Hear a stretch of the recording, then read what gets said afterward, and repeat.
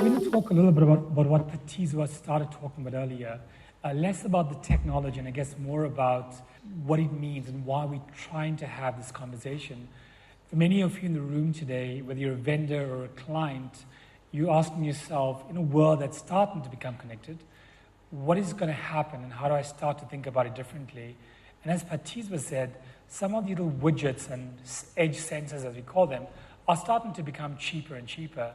So when we think about 2019 or think about squillions or whatever big number we want to think about, what do we start to think about and how do we do it differently for us to get our head around this opportunity? I always find it's good to start a presentation by scaring people. So I work for a company called TransUnion, where I look after all our African businesses. And let me just tell you a little bit about South Africa, because we're largely a South African audience today. And then maybe give you the opportunity to think differently about why we're having today's conversation. Because if all you want to do is find the cheapest IoT sensor, tea breaks coming up, you're going to find the person.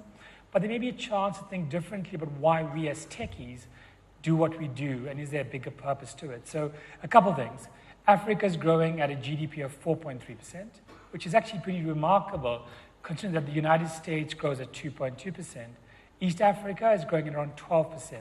South Africa is growing at 0.8%, right? So we were the largest economy for a large part of time.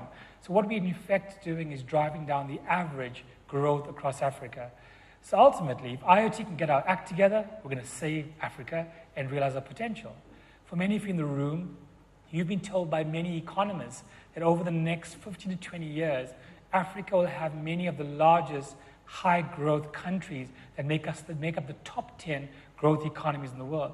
That is still true. South Africa isn't one of those countries anymore, right?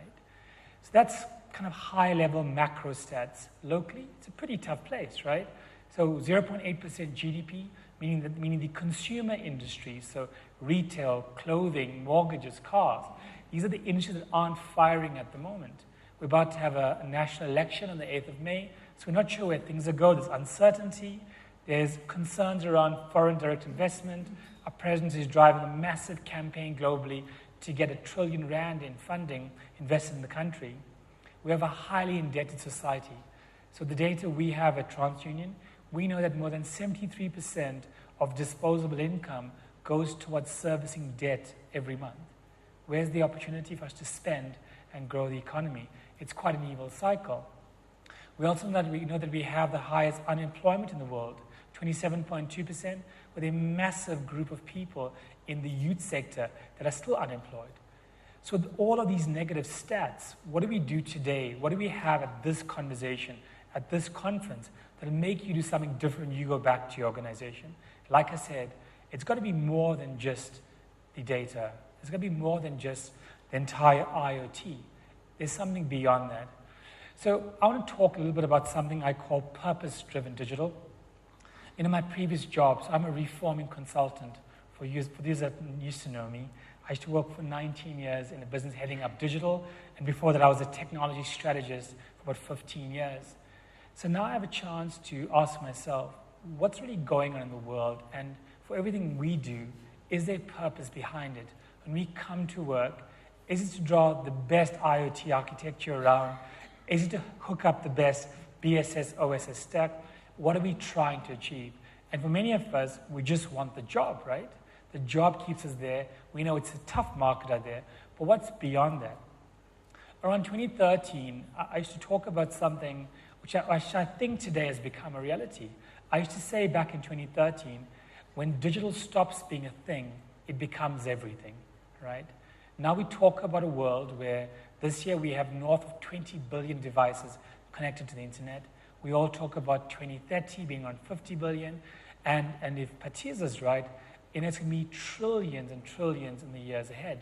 And as these devices become cheaper and cheaper and the IoT networks become cheaper, that's definitely a possibility.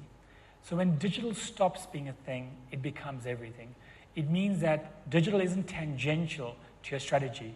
If your business strategy isn't thinking about how you go to market, what you do, what channels you use, if mobile isn't a default channel for your bank, then you've missed the bus altogether. One of the large banks announced last week that they were closing one out of every 6 branches in South Africa. Is that a new thing? Did we know this coming? Of course we did. As far back as 10 years ago, we started to talk about next generational financial services.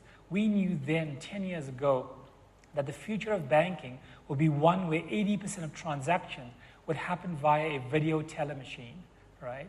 We knew that a bank would not be in a bank would be in a retail store, or somewhere where you could rent space. Who really wants to go into a bank? It's not cool, it is not a sexy experience. We want to take charge, we want control. So in that context, if we're going to stack hands, and we're going to give rise to Africa's potential, or your company's potential, or your potential, what's it that you got to think about in 2019? So as part of what I do every year, I look at some of the key trends happening in the marketplace, from Accenture, Deloitte, McKinsey, all the tech hubs, and I ask myself, what do I think is going to happen in South Africa this year, and what should we actually care about? So I'm going to run through some of these. These are not very technical in nature. It's meant to open up our minds around the business context and maybe give you some use cases to think about when you go back to your offices over the next few days. So let's start. The biggest thing I think this year we're talking about is technology convergence, and it's actually a two-part trend, so to say. Technology converges as 5G lands. Now, I guess on the first half, the first two words, let's just talk about that because it's very central to the conference we're having today. When technology converges, we're starting to talk about something called IoT, which you well know about. We're starting to talk about edge computing. Now, I had a chance back in 2010 to be part of the team that drove the infrastructure for the 2010 World Cup. So as far back as 2010, we had kind of really good access to international connectivity, right? Since then, we've seen DFA, we've seen telecom, many providers come up and give you connectivity to your enterprise. But the truth is that until we can find a way to connect people like you and I, the cousins you have back in a township or in a rural setting, if you can find a way to connect us, then technology will start to have new purpose. So government's trying to do a couple things. The Deputy Minister would have told you that the government for a while now has been talking about a national ICT white paper. And the ambition is, if we're going to find a way to democratize South Africa, we've got to leapfrog. So if you chat to any established economy, they've had years and years of having infrastructure built out, whether it's connectivity in the ground, water, transport. We aren't in that luxurious position. The same reason 3G technology was built in Africa for Africa, it's the same reason why 4G, 5G is going to make a game-changing difference to us. So from a technology perspective, you're going to find things coming together in new ways. For a while now, I've been having this debate with myself mostly about augmented reality versus virtual reality. And I'm sure some of you in the room have a VR gear, you have an AR gear. I was one of these people that spent my money really badly and bought the first Google headsets, which apparently isn't a thing anymore, right? And way back then, it was probably 30 or 40,000 per headset. And now it's probably 1,000 Rand or for an equivalent type headset. So when technology converges, you would start to see that people are looking for use cases that matter. We can't afford to immerse ourselves in a fake world, right? We have real world problems. Satya Nadella just agreed to go ahead with a deal with the US military for $690 million, where the HoloLens 2 will now be used in active duty for the troops that go to war. Because in the real world, there's real wars. When there's real wars, we want information there and then. Connectivity, IoT, sensors will allow that information to happen. So the HoloLens that you're wanting for your Xbox or some other use case at home will now be used to drive active military duty, helping us get information where we need it. Some of you are thinking way back when, I wonder whether that decision to go and bomb a country or go into a country was informed by information that was relevant, was timely. And what Patiz was said is their hope is to drive IoT into every nook and cranny. Because when the data from the edge, we call edge computing, starts to surface up, we can start to ask ourselves questions that matter. We can start to solve problems that matter. So technology like augmented reality, virtual reality, they start to become a thing. 4 or 5 years ago, we're already building use cases in augmented reality where we could actually help train people on the spot. Now, at some point in this conference, Bronwyn, we're going to talk about what happens to the people, right? Because that's a real topic. Because when you have this high levels of unemployment, you guys are going to talk today or tomorrow about how you're going to automate stuff, and that's going to lose even more jobs. How do we start to change the way we work? And I remember one of my large mining clients, probably 5 years now, we actually built out in an augmented reality headset a way to train people with new skills on the job. As opposed to having hundreds of kilometers, you could decentralize the way it works. That's one example. Another example of technology convergence is the entire notion of learning, right? The way many of you learned growing up was at university or some technical school. All that stuff's now free, and I'm sure you're wanting a refund back from university. But who actually cares where you got your degree? Who cares for a degree? Do we care that you have a degree or you can do the job? Because right now, I care that you can do your job, and if you can do your job, you're making a difference. So things like IoT, augmented reality, virtual reality, that's all possibilities we've heard about for many years. I guess the big trend of this year is that it's all starting to come together, but not as independent use cases. There are very few things that are standalone successes in and of itself. IoT or IoT sensors are only useful as a practical world use case. So I'd love to ask you to think about when technology converges, what problems are there that are worth solving? How do you start to do it in new ways? So one of the businesses I run is out in Kenya, and we had a problem a couple of years ago where we had people that took public transport, average 4 to 6 hours, to come to a central office in Nairobi to get a report from us. It's a credit report, it's a clearance certificate, and we're the only people in the country that were able to do that. As opposed to them coming to us, we invented way back then a USSD type string, an SMS type transaction. Now it's a mobile app, and as part of the mobile app, you can now, for the first time, reimagine how work does or work happens. Why did I have to go to the office? How can I get the data to me? That mobile channel in Kenya is the only channel, right? 500 million transactions a month happen on M-Pesa. They don't know physical banking. The entire world is digital. So I had a chance to convince some of my US colleagues about the potential of technology in Africa. And I was doing a keynote with one of my guys in Kenya. We went out to the US and we had a top 100 leadership meeting with my largely American colleagues. And so we tried to explain to them what M-Pesa meant in real terms. So he gave this really quick story. He says, listen, we're now 8 to 10 hours ahead. We were in San Francisco. And he says, my son's driver called him. So we have drivers who drive your kids around in Kenya. And his driver called him and said, listen, Billy's lost his football boots again. What do I do? So Billy, the father, said, okay, Billy, the son's always losing his football boots, but there's a match coming up, go into the store, find the boots you want, and then just send me, not the invoice, send me the amount of money via WhatsApp and tell me the point of sale unique device number, right? Billy, the father, in San Francisco, paid for that $100 transaction. The entire thing was done in 16 seconds. Boy walked away with his shoes, played his football match. Hopefully they won. That's the world of Kenya, right? So if that's possible in a world that never had it, what's holding us back? It's our imagination. We need to reimagine the way things work. So in places that never had, you allow the chance to leapfrog. So if your aim is to catch up with Europe or North America, fine. But why can't we leapfrog? And leapfrog is a large part of technology convergence. The second half of the trend talks about 5G landing. If you guys didn't know, and I'm sure you'll hear about it today, 5G is 1,000 times faster than 4G. If you're not sure what that means, it doesn't just mean really quick Fortnite games with you and your mates or playing 3D shooting or whatever the case may be. It allows us to now reimagine the way things work. Think about the buffering you still get on Netflix or Showmax or some other application.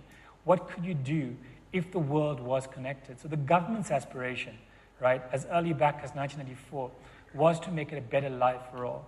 This conference is trying to put together a conversation as to whether when we connect up, when we start to have ways where we can know what's going on, could we get services to the people? So whether it's banking to the people, the way Time Bank allows you to open up a new bank account at an ATM in under 2.5 minutes, what if you could take healthcare to the people, education to the people? That's what 5G is doing.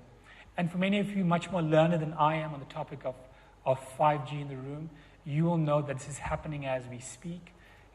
Pre-election, post-election, there'll be a lot more releasing, I think, of spectrum. It's a hot election topic. So is the internet and 4IR, which is a horrible word, I say. But it's a topic that's happening right now.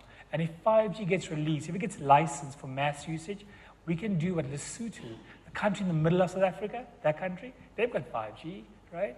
And the use cases are now saying, now that if I was changing Patizwa's pyramid, at the bottom I'd say, in Maslow's hierarchy of needs is internet, right?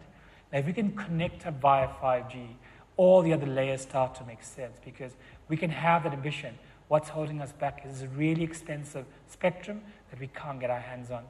So all of these cool use cases are going to war and having data a day later, and the decision needs to happen now. We need timely, real-time information, and that's the biggest thing about technology convergence. I won't call it any one trend. It's happening, whether it's AR, whether it's VR, whether it's biometrics. This is all real. It's stuff we've done for years. The banks for the last couple of years had live biometrics links to home affairs. That's normal. What if we could go do it faster, better bandwidth, better QoS? How would that work? So that's the biggest trend this year that I think CEOs, boards, they're all paying attention to this because it allows them for the first time to reimagine their businesses. Secondly, this is Bronwyn, myself, and our other friend, Bob, right, contemplating some fancy equation up at the board. The second trend is something called AI goes mainstream, artificial intelligence goes mainstream. It's a topic that scares many, many people. When you mention AI, you almost immediately talk about job losses, right? And I guess it's a scary, scary thing. Well, it's been scary for a long time. It depends how one approaches it. So if I talked about AI, most of you would say, hey, I'm playing with something on Microsoft Azure. I've got some Google stuff going with TensorFlow.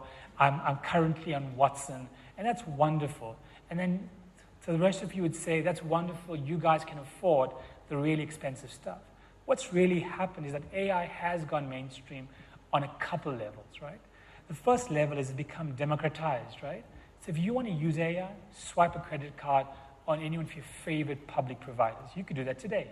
You could borrow for an hour and with no regrets. After an hour of using the access to the technology, there's no paperwork, there's no mess, no fuss, no one's crying, like my project went badly. It was a commodity use case, right? So AI is becoming a lot more available, right?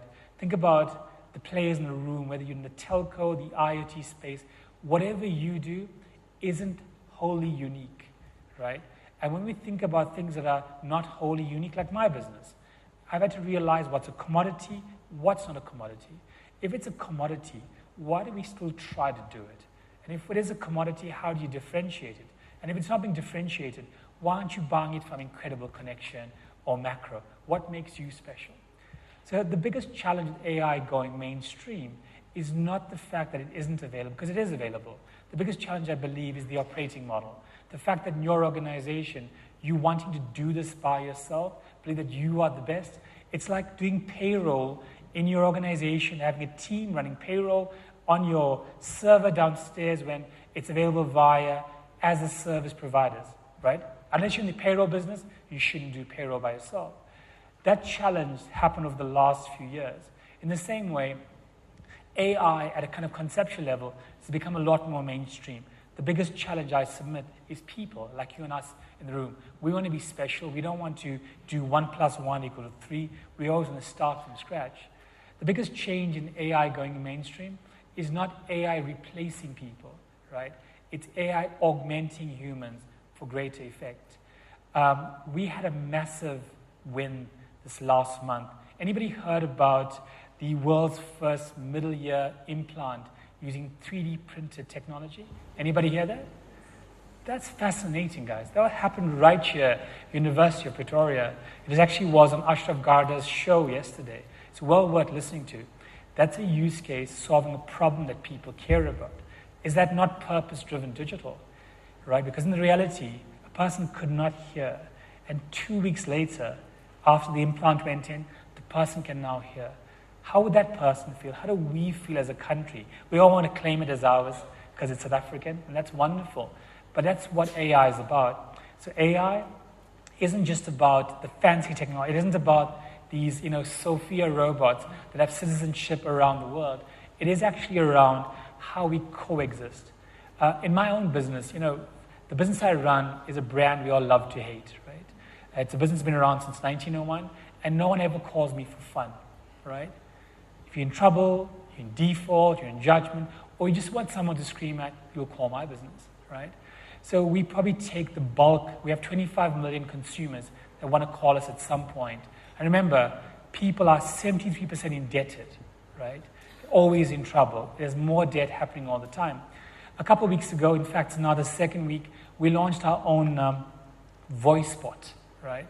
We launched a voice bot. We're still training her up. Haven't given her a name yet. But after the first 2 days of having her up and running, we exceeded our SLAs. Now we take more calls after a week of running without publishing it or advertising it than the humans do. Now that's a really good example of what AI can do better than humans. Bronwyn, it's very simple. AI doesn't want tea breaks or smoke breaks or overtime leave. It doesn't want a hug, right? It just wants to get on with doing what it does. And the faster it does it, the better it is, right? It needs to learn and grow and create value. And we need to challenge AI to do so. In my example, I have a large contingent of cost. And now I need to ask myself, if I could optimize how I do basic queries, like what is a credit report? What is a default? Some guys have called to ask what the cricket score was. I don't have an answer, right? But the reality is, the most part, those top 10 questions, I've got those hammered, right? Now I ask myself, to create value for people, for organizations, where do I take the existing or the new capacity and release that? Now it's a test for us, right? Which is why I haven't published it too much. But when it's done, the next thing is what's next, what's next, what's next? My business has been running the same way since 1901, 118 years. It's about time we changed. So when you think about AI, ask yourself, what are the use cases to augment and not replace? Now, when you talk about replacement, it is scary, and I've been scaring people for years around a famous Oxford report from 2013. And the report said 47% of all jobs that exist today, right, will not be here by 2030. 47%. If you can write a rule, write a process, do a PowerPoint slide on a process flow, the job's already gone, right? The question is, what do you do about that? And like I say, you being relevant is half your responsibility and half your employers. If you want to change, then put the effort in. Do night school, learn a new course, study something, whether it's data science, bricklaying, macroeconomics, how to read asset management formulae, whatever the case may be, you've got to be halfway relevant. On the other side, organizations are going to start to give you what we call unstructured education, whether it's Coursera or LinkedIn or time in your day, time in your week to pick up a new skill. You're going to see that happening more and more, right? One last example about AI in its pre-native form. Anybody watch the movie Apollo 13? Ed Harris? You remember at some point in this movie, it's actually based on a real story. He got the entire team of guys in a room and said, listen, we have a problem. We have a carbon dioxide saturation problem up in space, 82% saturated. These guys are going to die if you don't come up with a solution. He says, all we've got is what's in this box. It was a bunch of things, masking tape, duct tape, a bunch of pipes, and he literally said, I want you to take this square peg and find a way to put it into a round hole, right? That conversation, in fact, they actually pulled it off, right? So they did that. They found a way to put a square filter into a round hole. That's what they did. That was the precursor of something we today call digital twinning, right? Digital twinning was what NASA did way back when. All they did was they kept a meticulous inventory of everything that was on the shuttle at every point in time. It was written, and when they said we have a crisis, the guy said, what do we have on the shuttle, right? Today, we're now surrounded by IoT. General Electric has a platform called Predix that has 1.5 million apps linked to it already. And what it does essentially is, like Patrice has said, it has IoT sensors everywhere, in manufacturing, in engineering, in machinery, and the more we know about the data, the better we can solve it. So what Ed Harris did in the movie with his team was basically told the guys, we can't stop the shuttle because it's about to lose oxygen. In this real world, I want you to run a live simulation. how would you do it? Except now we're not just guessing what's going on. We have the real-time IoT data flowing through to make it happen, right? Now, previously you'd say, okay, team, that's the dashboard, it's 14.3, what do you do? Now we're starting to teach our AI, machine learning bots, to take the data and figure it out for us, right? These are simple use cases. And one of the real examples we do right now is everyone is spamming people. I'm sure in the last couple of weeks, you've got more spam, mostly from political parties, right? If someone knew, actually, you don't like them, they shouldn't waste their $3 SMSing you, right? IoT, digital, AI has that kind of possibilities. How do you connect the dots? Okay, this is probably the biggest one for me. This is not me sitting at the edge of the cliff, but it's probably somebody thinking about this concept called digital identity. Now, lots of you are saying, listen, I've got a smart ID from Home Affairs, and I'm good to go. Don't worry about me. Go to the next trend. That's not true. If you guys were watching Carte Blanche a couple of weeks ago, one of the large banks had an account to the regulator, the Ombudsman for banking, as to why they had so much online fraud happening on their platform and why they were blaming the customer and not themselves for the online fraud. The truth, though, is that way back when you had a green ID book, you said, that's not secure, let's go to smart card. You then said, listen, every transaction I do, it's challenge response via SMS or via some challenge response mechanism via USSD. Those things are being copied and spoofed as we speak. So your entire strategy is to tell your wife, tell your kids, as long as you have a challenge response, you're good to go. Those things are now being faked, right? So what's next? The battle in 2019 is to figure out how to secure your digital ID. So in my business, we carry over 13,000 attributes about people and businesses. We are finding ways to know people better. People that never had IDs, people that grew up in the community, people that don't want to be known. There's actually a famous cartoon back from the 90s in the New York Times. It says, on the internet, not everybody knows you're a dog, right? And that's quite a famous cartoon that is kind of the precursor to this question. Your digital ID, who I say I am, isn't who I am. Can you figure that out? So the biggest thing this year is something we call alternative data, of which IoT and sensor data is key to that. My business has just bought a company called IoVation. IoVation has 6.5 billion mobile device data in real time. And the question is, when Rudian tries to do a transaction, right? Can I ask the phone, what do you think about Rudian? Is he dodgy? What can you tell me about him? So, for example, a device that has a VPN on it, right? A VPN device has a higher security risk. For you, it's secure, but as a business, that sounds a bit dodgy. Why does Patizwa have a VPN on his device? If you're a torrent surfer, is that interesting? What does it tell you about your ethical behavior? And if you can start to mine non-traditional data to understand your identity, that's going to be powerful. Now, some of you are saying, Lee, please shut up, the answer is blockchain. Well, we're not there yet. Vinny Lingam with Civic is driving a lot of initiatives, but we're not there yet. This is it's an unanswered question for all of us. What I can tell you is that my digital aspiration to drive a Bugatti Bentayga is not my offline reality where I can't afford bread and milk at home. When you start to connect the two, to know who I am, what I want, where I want it, then you can start to do better services by me.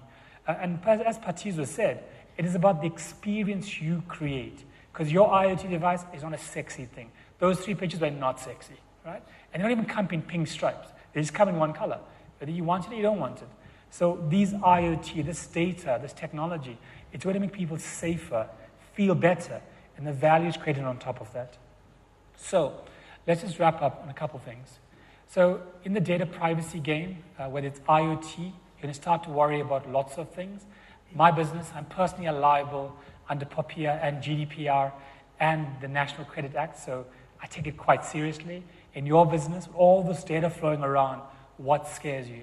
So a quick tidbit on what should you worry about. Okay, so on data, right? So it's pretty scary if I told you, Rudion, I'm holding you personally liable for a breach. That's pretty scary, right? So you think about data, that worries me because when I took the job, I didn't read the National Credit Act, right?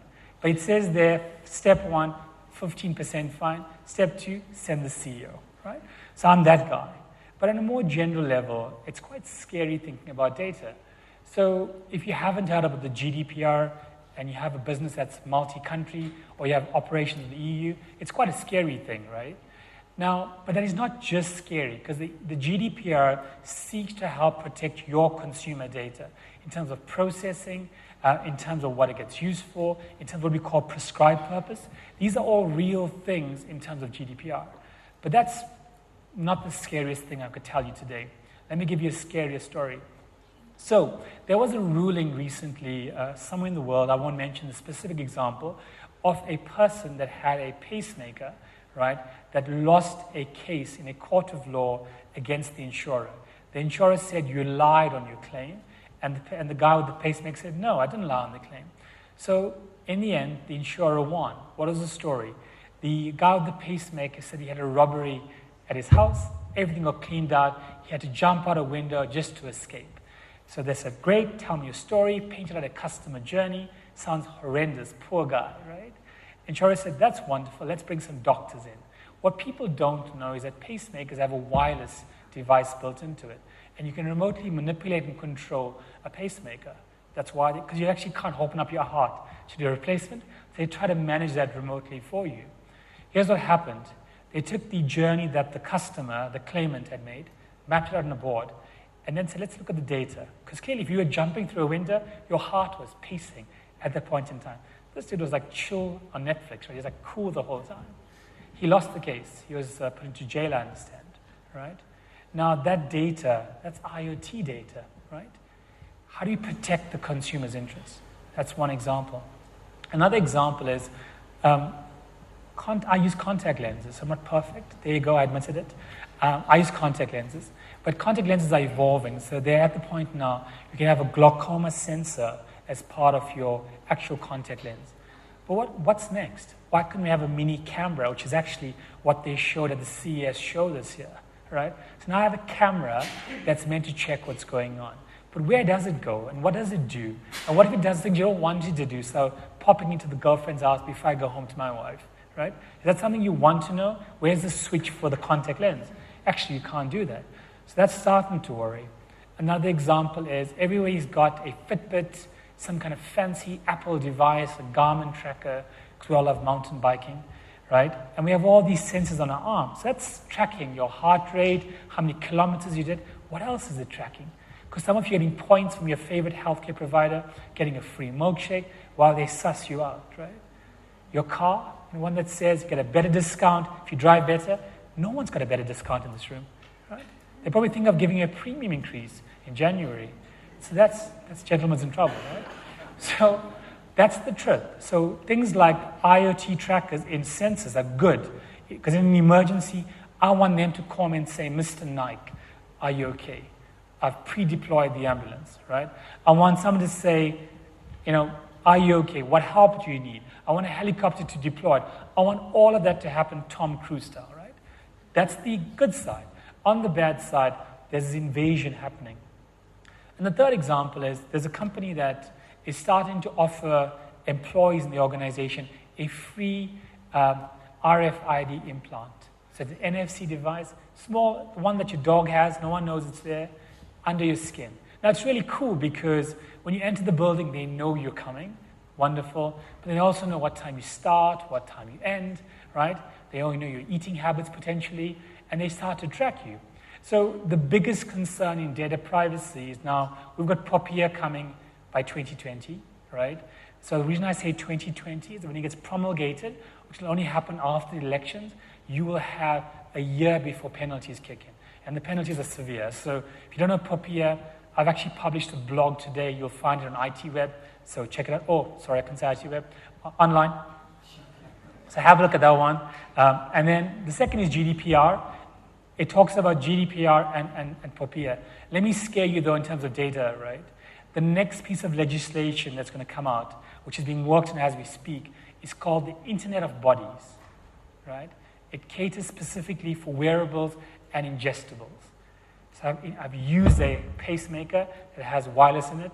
I've ingested a tablet. So 5 years ago, maybe 10 years ago, I was part of a project globally in my previous firm where you could actually take a tablet for diabetes or some chronic condition and had an organic compound that actually would have a trace element throughout your bloodstream. You would then wear a sensor on your wrist. It would check the composition of this organic compound and report back to your hospice, your medical aid, listen, Lee's grand's taking her medication, and if she doesn't, one, you could say something's wrong, deploy the next of kin person and say, listen, what's going on with Gran? It could tell to the old lady, you've stopped taking your meds, we're repudiating all your claims. Or thirdly, could drop the ambulance and send the ambulance directly to your house. These are things that are starting to happen. But like with IoT, like with any convergence, IoT is intrinsically part of our world. When digital stops being a thing, it's become everything. We are at that point.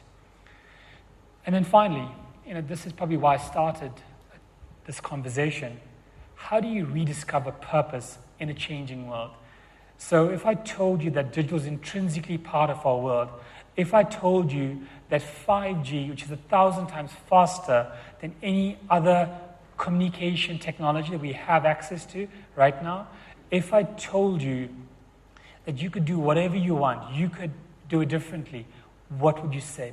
You'd probably say, Lee, I'm busy until next year. Can we start talking about it then? The truth, though, is we're going to find a way to stop today and as technologists, understand what we do differently. And it's not about re-engineering or making it faster, because if you think about cost effectiveness and cost efficiency, there are limits to that. So if your organization is not doing robotic process automation, you're already behind the times. RPA was 5 years ago. Even the banks have RPA, right? So if you aren't having RPA to drive process automation, then you're behind already. The biggest challenge in rediscovering purpose is that when we wake up every day, we don't know why we come to work, and having the sexiest IoT sensor isn't enough motivation if you can't connect that to a bigger purpose. So I spend a lot of time asking my people in a very dull world where we get beat up every day, why do you come to work? We call it in my business information for good. What is your purpose as an individual? Why do you do what you do? Why does your company do what you do? And if your company's only aim in life is to be like your competitor, you're both going to be in trouble. Yesterday, Apple announced that they're launching a global bank. Anybody see that? No fees, no late fees, no annual fees, no fees in general. What's the business model of all banks? To charge fees. Apple's taken that away. What if I told you that you can get suppliers to give you products to your door and they give you a 1-year return policy? No one's doing that. That's being contemplated right now in this country. What would you do? Which retailer would get broken the day it happened, right? How would you think about your business? So if you chat to people in the know about the potential of Africa, they would tell you that we could be the growth engine, right, for the entire world. We're growing faster than North America. East Africa is growing a lot quicker. If we got our act together, we found ways to find our potential, to find our purpose, we could rediscover purpose in a world that's intrinsically digital, right? Then we are the biggest problem. We are the biggest challenge right now to us rediscovering our potential. You could say, Lee, it's the president, it's the politics, and you could say, and I'm not sure whether you guys knew this, but last year, PwC did a report. In the report, it said that South Africa was the most economically corrupt country in the world, right? All those things will say, Lee, I'm leaving to Australia today. I'll see you, I'm gone. That's fine. You can go and find other problems there, or any other country you so choose. But the country I am in, the country you're in right now, is one full of potential. But maybe we've stopped believing in it. So it sounds very philosophical talking at an IoT conference about purpose. But if at any point today or tomorrow you figure out why did you do what you do, if you could help somebody in your community, in a business to be relevant, right, you'll create not just satisfaction and enjoyment and purpose in themselves, but if you're lucky, you'll create purpose in the world we live in and take South Africa's 0.8 to 2, to 4.3, to 10%. What if we were the growth engine for the entire world? With that, I'd like to thank you for your time. And following on brilliantly from Patizwe, and this theme, obviously, of needing to change, needing to innovate to survive is very much there. I want to go back to that Oxford report that you spoke about. It's something that is discussed extensively in World Economic Forum circles on a regular basis, that 47% of all the jobs today will no longer be in existence by 2030. But you very clearly put the solution on the table. And the answer is that AI, artificial intelligence, technology needs to augment people rather than replace people. So it is very much about each individual taking responsibility for the change that they need to execute on to stay relevant. Lee, thank you very much. Much appreciated.